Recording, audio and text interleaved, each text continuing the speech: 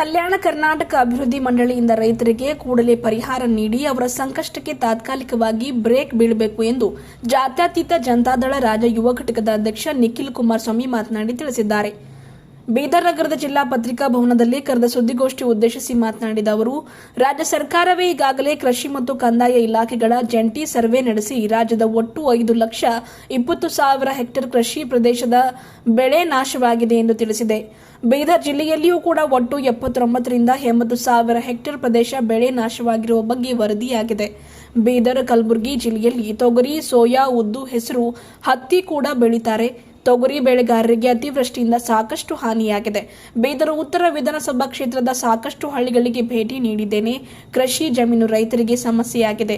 ಈ ಬಾರಿ ತೊಗರಿ ಬೆಳೆ ಸಂಪೂರ್ಣ ನಾಶವಾಗಿದೆ. ಬೀದರ್ ಆಗಿರಬಹುದು, ಬಾಲ್ಕಿ, ಹುಮ್ನಾಬಾದ, ಬಸವ ಕಲ್ಯಾಣ ಸೇರಿದಂತೆ ಜಿಲ್ಲೆಯ ಬಹುತೇಕ ತಾಲೂಕುಗಳಲ್ಲಿ 300% ಹೆಚ್ಚುವರಿ ಮಳೆಯಾಗಿದೆ. ಈ ಮಳೆಯಿಂದ ಜಿಲ್ಲೆಯ ಎಲ್ಲೆಡೆ ಸಾಕಷ್ಟು ಹಾನಿ ಸಂಭವಿಸಿದೆ. ಆ ರೈತರ ಪರ ನಿಲ್ಲುವುದು ನಮ್ಮ ಪಕ್ಷದ ಆದ್ಯ ಜವಾಬ್ದಾರಿ ಕೂಡ ಆಗಿದೆ ಎಂದರು.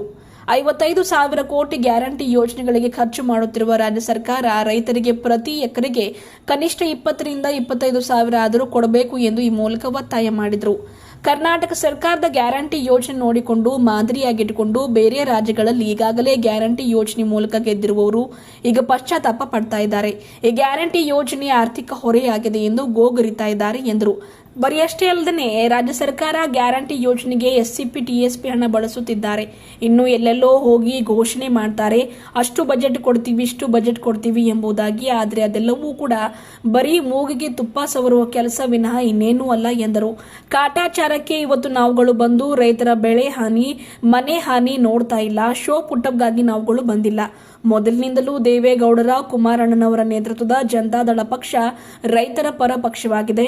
ಹಾಗಾಗಿ ಬೆಳೆ ಹಾನಿ ಸಮೀಕ್ಷೆ ಮೂಲಕ ಕೇಂದ್ರ ಸರ್ಕಾರದ ಗಮನ ಸೆಳೆಯುವ ಹಾಗೂ ಮಾನ್ಯ ದೇವೇಗೌಡರು, ಕುಮಾರಸ್ವಾಮಿಯವರು ರೈತಾಪಿ ವರ್ಗದವರಿಗೆ ಪರಿಹಾರ ತಂದುಕೊಡುವ ಪ್ರಾಮಾಣಿಕ ಪ್ರಯತ್ನ ಮಾಡಲಾಗ್ತಾ ಇದೆ ಎಂದು ತಿಳಿಸಿದರು. ಈ ಸಂದರ್ಭದಲ್ಲಿ ಮಾಜಿ ಸಚಿವ ಬಂಡೆಪ್ಪ ಕಾಶಂಪೂರ್, ಪಕ್ಷದ ಜಿಲ್ಲಾಧ್ಯಕ್ಷ ರಮೇಶ್ ಪಾಟೀಲ್ ಸೋಲ್ಪುರ್, ಮುಖಂಡರಾದ ಸೂರ್ಯಕಾಂತ್ ನಾಗಮಾರ್ಪಳ್ಳಿ, ಬಸವರಾಜ ಪಾಟೀಲ್ ಹಾರೂರ್ಗೇರಿ, ದೇವೇಂದ್ರ ಆರ್ ಸೋನಿ, ಅಶೋಕ್ ಕೋಡ್ಗೆ, ಶಾಂತಲಿಂಗ ಸಾವಳ್ಗಿ, ರಾಜಶೇಖರ್ ಜವಳೆ, ತರುಣ ನಾಗಮಾರ್ಪಳ್ಳಿ, ಅಬಿಕಾಳೆ, ಸುದರ್ಶನ್ ಸುಂದರರಾಜ್, ಶಿವಪುತ್ರ ಮಾಳ್ಗೆ ಸೇರಿದಂತೆ ಅನೇಕರು ಇದ್ದರು. ರಾಜ್ಯ ಸರ್ಕಾರದ ಕಡೆಯಿಂದ ಸಮಸ್ಯೆಗೆ ಒಳಗಾಗಿದೆ ಅಂತಕ್ಕಂಥದನ್ನ ಗುರುತಿಸಿದ್ದಾರೆ. ಅದರಲ್ಲೂ ಕಲ್ಯಾಣ ಕರ್ನಾಟಕ ಭಾಗದಲ್ಲಿ ಕಲಬುರಗಿ ಜಿಲ್ಲೆ, ಬೀದರ್ ಜಿಲ್ಲೆ, ಯಾದಗಿರಿ ಜಿಲ್ಲೆ, ತಕ್ಕಮಟ್ಟಿಗೆ ರಾಯಚೂರು ಜಿಲ್ಲೆ ಈ ಭಾಗದಲ್ಲಿ, ಮತ್ತೆ ಬಿಜಾಪುರ, ಕಿತ್ತೂರು ಕರ್ನಾಟಕಕ್ಕೂ ಸೇರಿದಂತೆ ಅನೇಕ ಜಿಲ್ಲೆಗಳಲ್ಲಿ ಪ್ರದೇಶಗಳು ಈಗಾಗಲೇ ಮಳೆಯಿಂದಾಗಿ ಮುಳುಗಡೆ ಆಗಿದೆ. ನಿನ್ನೆಯ ದಿನ ಕಲಬುರಗಿ ಜಿಲ್ಲೆಗೆ ಹೋಗಿದ್ದೆ. ಅಲ್ಲಿ ಸುಮಾರು 1,05,000 ಹೆಕ್ಟೇರ್ ಜಮೀನಿನ ಪ್ರದೇಶ ಈಗಾಗಲೇ ಸರ್ಕಾರದ ಕಡೆಯಿಂದ ಗುರುತು ಮಾಡಿದ್ದಾರೆ. ಬಹಳ ದೊಡ್ಡ ಮಟ್ಟದಲ್ಲಿ ರೈತರಿಗೆ ಲಾಸ್ ಆಗಿರ್ತಕ್ಕಂಥ ವಿಚಾರಕ್ಕೆ ಸಂಬಂಧಪಟ್ಟಂತೆ ಸರ್ಕಾರವೇ ಜಾಯಿಂಟ್ ಸರ್ವೆ ಮೂಲಕ ಒಂದು ಕಡೆ ಅಗ್ರಿಕಲ್ಚರ್ ಡಿಪಾರ್ಟ್ಮೆಂಟ್, ಮತ್ತೊಂದು ಕಡೆ ರೆವಿನ್ಯೂ ಡಿಪಾರ್ಟ್ಮೆಂಟ್ ಜಾಯಿಂಟ್ ಸರ್ವೆಯನ್ನ ಮಾಡಿ ಈಗಾಗಲೇ ಅದನ್ನ ಬಹಿರಂಗವಾಗಿ ವ್ಯಕ್ತಪಡಿಸಿದ್ದಾರೆ. ಇವತ್ತು ಬೀದರ್ ಜಿಲ್ಲೆಯಲ್ಲಿ ಸರಿಸುಮಾರು 79,000ರಿಂದ 80,000 ಹೆಕ್ಟೇರ್ ಕೃಷಿ ಪ್ರದೇಶ ಇವತ್ತು ಸಂಪೂರ್ಣವಾಗಿ ಬೆಳೆ ನಾಶ ಆಗಿದೆ ಅಂತಕ್ಕಂಥದ್ರ ಬಗ್ಗೆ ಈಗಾಗಲೇ ಸರ್ಕಾರದ ಕಡೆಯಿಂದ ಒಂದು ವರದಿಯನ್ನ ಸಲ್ಲಿಕೆ ಮಾಡಿದ್ದಾರೆ. ನಮ್ಮೆಲ್ಲರಿಗೂ ತಿಳಿದಿರೋ ಮಟ್ಟಕ್ಕೆ ಇವೆರಡೂ ಜಿಲ್ಲೆಯಲ್ಲಿ ಪ್ರಮುಖವಾದಂತ ಬೆಳೆ ಮೊದಲು ತೊಗರಿ, ಅಲ್ಲಿಂದ ಸೋಯಾ, ಉದ್ದು, ಹೆಸರು, ಹತ್ತಿ ಇವೆಲ್ಲವೂ ಕೂಡ ಬೆಳೀತಾರೆ. ಆದ್ರೆ ಹೆಚ್ಚಾಗಿ ತೊಗರಿ ಬೆಳೆಗಾರರಿಗೆ ಬಹಳ ದೊಡ್ಡ ಮಟ್ಟದಲ್ಲಿ ಈ ಧಾರಾಕಾರವಾಗಿ ಮಳೆ ಸುರಿದಿರತಕ್ಕಂಥ ಹಿನ್ನೆಲೆಯಲ್ಲಿ ಅತಿವೃಷ್ಟಿಯಿಂದ ಸಂಪೂರ್ಣವಾಗಿ ಕೃಷಿ ಪ್ರದೇಶಗಳ ಪರಿಸ್ಥಿತಿಗಳು ಏನಾಗಿದೆ ಅಂತಕ್ಕಂಥದ್ರ ಬಗ್ಗೆ ಜನತಾದಳ ಪಕ್ಷದ ಕಡೆಯಿಂದ ಜಿಲ್ಲೆಯ ನಾಯಕರುಗಳು ಇವತ್ತು ವಿಶೇಷವಾಗಿ ಬೀದರ್ ಜಿಲ್ಲೆಗೆ ಏನ್ ಬಂದಿದ್ದೇನೆ. ಮಾಜಿ ಸಚಿವರು, ಪಕ್ಷದ ಹಿರಿಯರಾಗಿರ್ತಕ್ಕಂಥ ಬಂಡಪ್ಪ ಕಾಶಪ್ಪಣ್ಣ ಅವರು ಕೂಡ ಮಾತನಾಡಿದ್ದಾರೆ.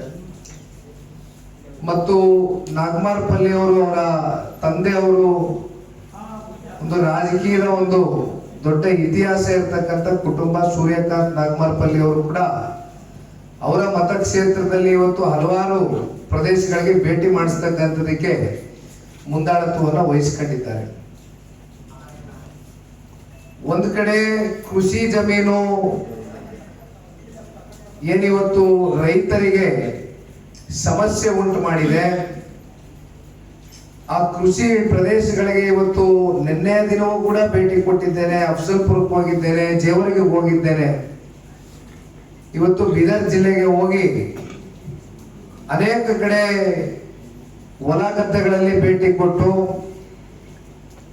ರೈತರ ಸಮಸ್ಯೆಯನ್ನ ಯಾವ ರೀತಿ ಪ್ರತಿನಿತ್ಯ ಅವ್ರು ಎದುರು ನೋಡ್ತಾ ಇದ್ದಾರೆ, ಅದರಲ್ಲೂ ಇವತ್ತಿನ ಈ ಸಂದರ್ಭದಲ್ಲಿ ಅವರು ಎದುರು ನೋಡ್ತಾ ಇರ್ತಕ್ಕಂಥ ಸವಾಲುಗಳೇನು ಅಂತಕ್ಕಂಥದ್ರ ಬಗ್ಗೆ ಒಂದು ಅಧ್ಯಯನವನ್ನ ಮಾಡಬೇಕು ಅಂತಕ್ಕಂಥದ್ದು ಪಕ್ಷದ ವತಿಯಿಂದ ನಾವೆಲ್ಲರೂ ಕೂಡ ಇವತ್ತು ಭೇಟಿಯನ್ನ ನೀಡಿದ್ದೇವೆ. ಇಲ್ಲಿಯವರೆಗೂ ರೈತರಿಗೆ ಕಳೆದ ವರ್ಷ ಸಿಕ್ಕಬೇಕಾಗಿರ್ತಕ್ಕಂಥ ಪರಿಹಾರವೇ ಇನ್ನೂ ಸಂಪೂರ್ಣವಾಗಿ ಸಿಕ್ಕಿಲ್ಲ ಅಂತಕ್ಕಂಥದ್ರ ಬಗ್ಗೆ ರೈತರು ಹೇಳ್ತಾ ಇದ್ದಾರೆ.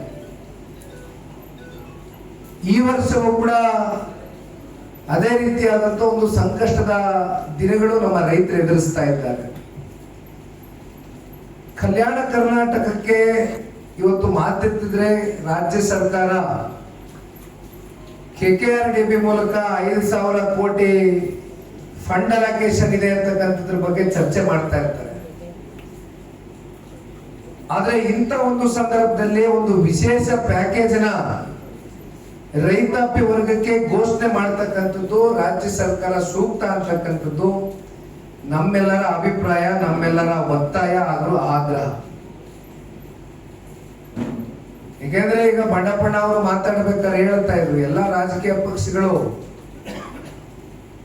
ರೈತರ ಪರವಾಗಿ ವೇದಿಕೆ ಮೇಲೆ ನಿಂತಾಗ ಸಾಮಾನ್ಯವಾಗಿ ಮಾತನಾಡ್ತಾರೆ, ರೈತರು ಬೆನ್ನೆಲುಬು, ಈ ದೇಶದ ಬೆನ್ನೆಲುಬು, ರೈತ ಪ್ರಗತಿ ಕಂಡ್ರೆ ಈ ರಾಜ್ಯ ದೇಶ ಪ್ರಗತಿ ಹತ್ತಕ್ಕೆ ಹೋಗ್ತದೆ ಅಂತಕ್ಕಂಥದ್ರ ಬಗ್ಗೆ ಚರ್ಚೆ ಮಾಡ್ತಾ ಇರ್ತಾರೆ. ಆದ್ರೆ ಇವತ್ತು ಈ ರಾಜ್ಯ ಸರ್ಕಾರ ನಿಜಕ್ಕೂ ರೈತನ ಪ್ರಗತಿಯ ಬಗ್ಗೆ ಕಿಂಚಿತ್ತು ಕಾಳಜಿ ಇಟ್ಟಿದೆಯಾ ಅಂತಕ್ಕಂಥ ಒಂದು ಯಕ್ಷ ಪ್ರಶ್ನೆ ಕಾಣ್ತಾ ಇದೆ. ಯಾಕೆಂದ್ರೆ ಇಲ್ಲಿ ಸೂರ್ಯಕಾಂತ್ ನಾಗಮಾರಪಲ್ಲಿ ಅವರು ಕೂಡ ಮಾತನಾಡ್ಬೇಕಾದ್ರೆ ಹೇಳಿದ್ರು, ಇದು ನಾವು ಪದೇ ಪದೇ ತಮ್ಮ ಮುಂದೆನೂ ಕೂತ್ಕೊಂಡು ನಮ್ಮ ಪಾರ್ಟಿ ಕಡೆಯಿಂದ ಇದನ್ನ ಪುನರ್ರಚಿಸ್ತಕ್ಕಂಥದಕ್ಕೆ ನಾನು ಹೋಗೋದಿಲ್ಲ. ಸನ್ಮಾನ್ಯ ಕುಮಾರಣ್ಣ ಅವರು 14 ತಿಂಗಳು ಆಡಳಿತದಲ್ಲಿ ಇದ್ದಾಗ ನಿಮಗೆ ಗೊತ್ತಿದೆ, ರಾಷ್ಟ್ರೀಕೃತ ಬ್ಯಾಂಕ್ ಅಲ್ಲಿ ಮತ್ತೆ ಸಹಕಾರಿ ಸಂಘದ ಬ್ಯಾಂಕ್ಗಳಲ್ಲಿ ರೈತರೇನು ಸಾಲ ಮಾಡಿದ್ರು, ಸಾಲ ಮನ್ನಾ ಮಾಡ್ತೇನೆ ಅಂತಕ್ಕಂಥ ಮಾತನ್ನ ಕೊಟ್ಟಿದ್ರು, ಅದೇ ರೀತಿ ನಡ್ಕೊಂಡ್ರು. ಅದು ಬಹುಶಃ ಇವತ್ತು ರೈತರು ಕೂಡ ಎಲ್ಲೋದ್ರು ಕೂಡ ಆ ವಿಚಾರವನ್ನು ವ್ಯಕ್ತಪಡಿಸ್ತಾ ಇದ್ದಾರೆ. ಸಾಲ ಮನ್ನಾ ಆಗಬೇಕಾಗಿರ್ತಕ್ಕಂಥದ್ದು, ಮಾಡಬೇಕಾಗಿರ್ತಕ್ಕಂಥದ್ದು ಇಂಥ ಸಂದಿಗ್ಧ ಪರಿಸ್ಥಿತಿಯಲ್ಲಿ ಇವತ್ತು ರೈತ ಏನಿದ್ದಾನೆ, ಇಂಥ ಪರಿಸ್ಥಿತಿಯಲ್ಲಿ ಇವತ್ತು ಸರ್ಕಾರಗಳು ನಿಮ್ಮ ಜೊತೆಯಲ್ಲಿ ನಾವಿದ್ದೇವೆ, ನಾವು ನಿಲ್ತೇವೆ ಅಂತಕ್ಕಂಥ ಆತ್ಮಸ್ಥೈರ್ಯವನ್ನು ತುಂಬಿಸ್ಬೇಕಾಗಿರ್ತಕ್ಕಂಥದ್ದು ಸರ್ಕಾರದ ಹೊಣೆಗಾರಿಕೆ. ಆದ್ರೆ ಇವತ್ತು ದುರದೃಷ್ಟಕರವೋ ಅಥವಾ ವಿಪರ್ಯಾಸವೋ ಈ ರಾಜ್ಯ ಸರ್ಕಾರ ರಸಗೊಬ್ಬರದ ವಿಚಾರಕ್ಕೆ ಸಂಬಂಧಪಟ್ಟಂತೆ ಸರ್ಕಾರದ ಕಡೆಯಿಂದ ರಸಗೊಬ್ಬರ ಇಡೀ ರಾಜ್ಯ ವ್ಯಾಪ್ತಿ ಇವತ್ತು ರೈತರಿಗೆ ಸಿಕ್ಕಬೇಕಾಗಿತ್ತು. ಆದ್ರೆ ರಾಜ್ಯ ಸರ್ಕಾರದ ಕಡೆಯಿಂದ ಯಾವ ವ್ಯವಸ್ಥೆಗಳು ಕೂಡ ಮಾಡಲಿಲ್ಲ. ಈಗ ನಾನು ಗಾಡಿನಲ್ಲಿ ಬರ್ತಾ ತಮ್ಮ ಒಂದು ವಾಹಿನಿಯಲ್ಲಿ ಒಂದು ವಿಚಾರವನ್ನ ಪ್ರಸ್ತಾವನೆ ಮಾಡಿದ್ದೀರಿ, ಅದನ್ನ ಈಗ ತಾನೇ ನೋಡ್ಕೊಂಡು ಬಂದೆ. ಅದರಲ್ಲೂ ಕಲಬುರಗಿ ಜಿಲ್ಲೆಯಲ್ಲಿ ಕೆಲವೊಂದಷ್ಟು ಫರ್ಟಿಲೈಸರ್ ಕಂಪನಿಗಳೇನಿದೆ, ಯಾವ ಒಂದು ಕ್ವಾಲಿಟಿ ಚೆಕ್ ಪ್ರಾಸೆಸ್ ಅಂತಕ್ಕಂಥದ್ರ ಬಗ್ಗೆ ನಾವು ಚರ್ಚೆ ಮಾಡ್ತೇವೆ. ಯಾವುದೇ ಒಂದು ವಿಚಾರಕ್ಕೆ ಸಂಬಂಧಪಟ್ಟಂತೆ ಒಂದು ಕ್ವಾಲಿಟಿ ಚೆಕ್ ಅಂತಕ್ಕಂಥದ್ದು ಆಗ್ಬೇಕು. QC ಪ್ರಾಸೆಸ್ ಕಂಪ್ಲೀಟ್ ಆಗ್ಲಿಲ್ಲ ಅಂದ್ರೆ ಅದರ ಗುಣಮಟ್ಟ ಎಷ್ಟಿದೆ, ಅದು ಉತ್ತಮವಾಗಿರ್ತಕ್ಕಂಥ ರಸಗೊಬ್ಬರವೋ ಇಲ್ವೋ ಅಂತಕ್ಕಂಥದ್ರ ಬಗ್ಗೆ ಪರಿಶೀಲನೆ ಮಾಡಬೇಕಾಗ್ತದೆ. ಆದ್ರೆ ಲ್ಯಾಬ್ ರಿಪೋರ್ಟ್ಸ್ ಅಲ್ಲಿ ಸಂಪೂರ್ಣವಾಗಿ QC ಇವತ್ತು ಸಂಪೂರ್ಣವಾಗಿ ತಿರಸ್ಕಾರ ಆಗಿದೆ.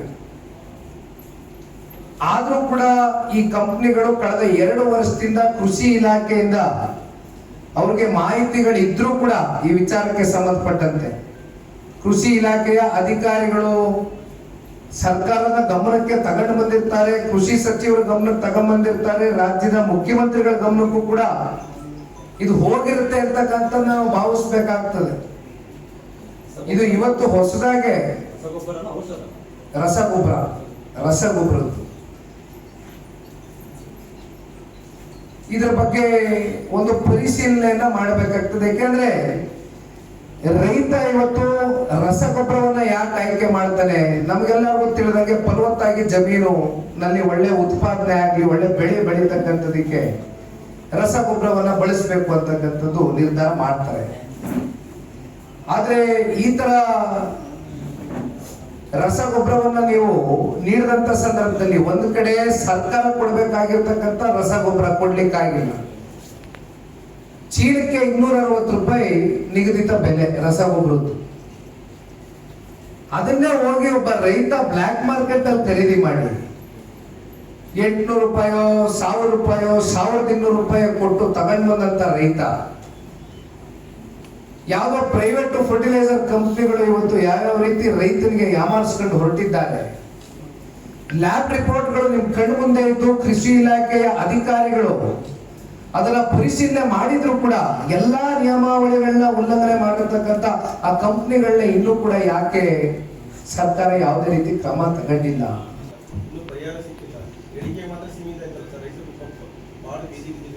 ಅದಕ್ಕೋಸ್ಕರನೇ ನಾವೆಲ್ಲ ಬೀದಿಗಿಳಿದಿರೋದಲ್ಲ. ನಮ್ದು ಜವಾಬ್ದಾರಿಗಳಿದೆ. ಸರ್ಕಾರದ ಕಣ್ಣು ತರಿಸ್ತಕ್ಕಂಥದಕ್ಕೆ ಜನತಾದಳ ಪಕ್ಷದ ವತಿಯಿಂದ ರೈತರ ಪರವಾಗಿ ನಾವು ನಿಂತಿದ್ದೇವೆ.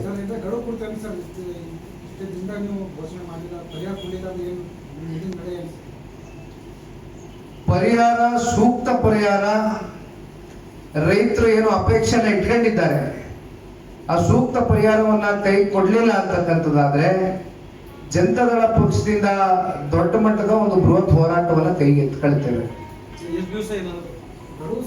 ನಾವು ಟೈಮ್ ಕೊಡ್ತೇವೆ, ಒಂದು ಗಡುವು ಕೊಡ್ತೇವೆ. ನೋಡೋಣ, ಇನ್ನೊಂದು ವಾರದ ಒಳಗಡೆ ಆದ್ರೂ ಏನಾದ್ರೂ ಒಂದು ಪ್ರತಿಕ್ರಿಯೆ ಕೊಡ್ಬೇಕು. ವಾರನೂ ಬಹಳ ದೊಡ್ಡ ಸಮಯನೇ ಆಗೋಯ್ತು.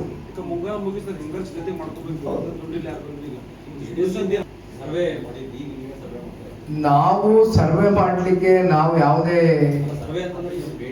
ನಾವು ಒಂದು ಅಧ್ಯಯನ ಮಾಡಿದ್ದೇವೆ, ಒಂದು ಪರಿಶೀಲನೆ ಮಾಡಿದ್ದೇವೆ. ಹೇಳದಂಗೆ ಬಣ್ಣಪ್ಪಣ್ಣ ಅವರು ಶಾಸಕಾಂಗ ಸಭೆಯಲ್ಲೂ ಕೂಡ ಇದನ್ನ ಮುಂದಿಡ್ತಾರೆ. ಸುರೇಶ್ ಬಾಬಣ್ಣ ಅವ್ರಿಗೂ ಕೂಡ ಮಾತನಾಡ್ತೇನೆ, JDLP ನಾಯಕರಿಗೆ ನಾನು ಈ ವಿಚಾರಕ್ಕೆ ಸಂಬಂಧಪಟ್ಟ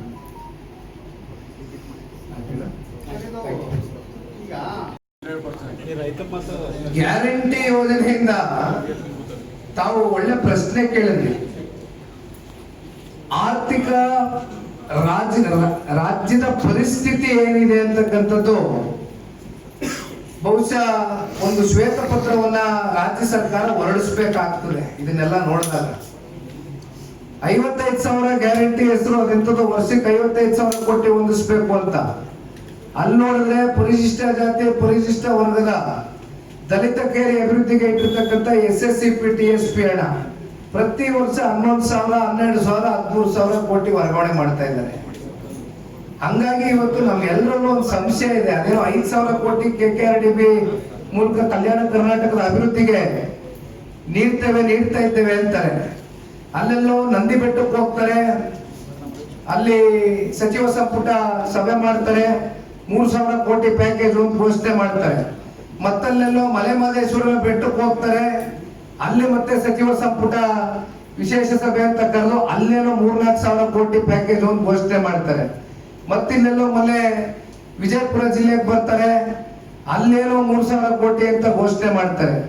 ಇದು ಕೇವಲ ಘೋಷಣೆಗೆ ಸೀಮಿತವಾಗಿರ್ತಕ್ಕಂಥ ಸರ್ಕಾರ. ಇದು ಯಾವುದು ಕೂಡ ಕಾರ್ಯರೂಪಕ್ಕೆ ಕಾರ್ಯಗತ ಆಗ್ತಕ್ಕಂಥದ್ದು ನಾವು ನಂಬಿಕೆ ಕಳೆದುಬಿಟ್ಟಿದೀವಿ ರಾಜ್ಯದ ಜನ. ಇದು ಸರ್ಕಾರನೇ ಉತ್ತರ ಕೊಡಬೇಕು. ಬಹಳ ಒಳ್ಳೆ ಪ್ರಶ್ನೆ ಕೇಳಿದಿರಿ. ಸರ್ಕಾರದ ಆರ್ಥಿಕ ಪರಿಸ್ಥಿತಿ ಏನಿದೆ ಅಂತಕ್ಕಂಥದ್ದು, ಯಾಕೆಂದ್ರೆ ಒಂದ್ ಕಡೆ ಹಿಮಾಚಲ್ ಪ್ರದೇಶ ಕಾಂಗ್ರೆಸ್ನ ಆಡಳಿತ ಇದೆ, ಮತ್ತೊಂದು ಕಡೆ ತೆಲಂಗಾಣ ರಾಜ್ಯ, ಅಲ್ಲೂ ಕೂಡ ಕಾಂಗ್ರೆಸ್ನ ಮುಖ್ಯಮಂತ್ರಿಗಳಿದ್ದಾರೆ.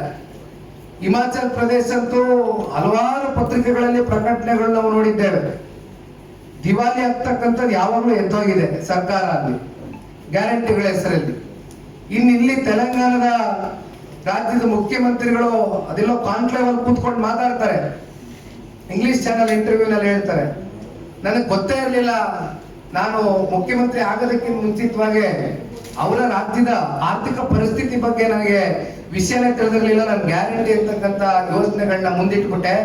ಈಗ ನಾನು ಗ್ಯಾರಂಟಿ ಕೊಡಬೇಕಾ ಅಥವಾ ಸರ್ಕಾರದ ಏನು ನಮ್ಮ ಒಂದಷ್ಟು ವಹಿವಾಟುಗಳಿಗೆ ಹಣವನ್ನ ಇಡಬೇಕಾ ಅಥವಾ ಕನಿಷ್ಠ ಪಕ್ಷ ಸರ್ಕಾರದಲ್ಲಿ ಕೆಲಸ ಮಾಡ್ತಕ್ಕಂಥ ನೌಕರರಿಗೆ ಸಂಬಳ ಕೊಡ್ತಕ್ಕಂಥದ್ದಕ್ಕೂ ಇವತ್ತು ನಮ್ಮ ಹತ್ರ ದುಡ್ಡಿಲ್ಲ.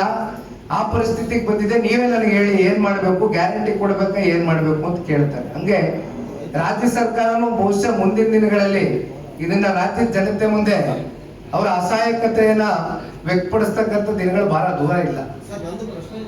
ಹೇಳಿ ಸರ್. ಸರ್ಕಾರ ಪಾಪರಾಗೋಗಿದೆ. ನೀವು ಹೇಳಿದ ಪಾಪರ್ ನಮ್ಮಲ್ಲಿ ಇಲ್ಲಿ ಅಂತೀವಿ ನಾವು ಪಾಪರಾಗೋಗ್ಯದ ಅಂತ ಹಂಗಾಗೋಗ್ಯದ. ಹಂಗಾಗಿ ನಾಳೆ ಸಂಜೆವರೆಗೆ ಮುಖ್ಯಮಂತ್ರಿಗಳೇನು ಇಲ್ಲಿ ಗುಲ್ಬರ್ಗದಾಗ ಇರ್ತಾರ, ಅಟ್ಲೀಸ್ಟ್ ರೈತರ ಪರವಾಗಿ ಕಾಳಜಿ ವಹಿಸಿ ನಮ್ಮ ಜೀವಂತಿದ್ದೀವಿ ಅಂತೇಳಿ ತೋರಿಸ್ಲಿ. ನಮಗಾರ ಅನ್ಸ್ಲತ್ತದ ಯಾವ ಡೆವಲಪ್ಮೆಂಟ್ ಇಲ್ಲ, ಎಲ್ಲಿ ರೋಡ್ ಇಲ್ಲ, ಇನ್ನೊಂದಿಲ್ಲ, ಖಡ್ಡೆಗಳು ಬಿದ್ದೋಗ್ಯಾವೆಲ್ಲ ಕಡೆ. ಸರ್ಕಾರ ಅದೋ ಇಲ್ಲೋ ಅಂತ ಅನ್ಸ್ಲತ್ತದ, ಜರ ಜೀವಂತಿದ್ದೀವಿ ಅಂತೇಳಿ ನಾಳೆ ಸಂಜೆ ನಾನು ತೋರಿಸಿ. ಹೇಳಿ. ಈಗ ನಿಖಿಲ್ ಎರಡು ರೈತರ ಸಂಕಷ್ಟ ಬಂದಾಗ ಕುಮಾರಸ್ವಾಮಿ ಅವರು ಮಧ್ಯಸ್ಥಿಕೆ ವಹಿಸಿ ಅದಕ್ಕೆ ಪರಿಹಾರ ಕೊಟ್ಟಿದ್ದಾರೆ. ಮತ್ತೆ ನಿನ್ನೇನು ಮಾತಾಡಿದಾರ, ನಾನು ಮಾತಾಡಿದ್ದೀನಿ.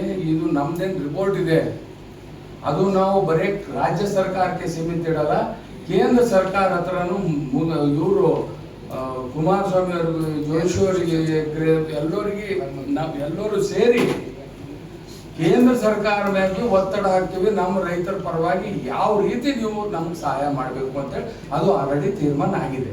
ಮತ್ತೆ ಇದರಲ್ಲಿ ದೇವೇಗೌಡರಿಗೂ ಕರ್ಕೊಂಡು ಹೋಗ್ತೀವಿ.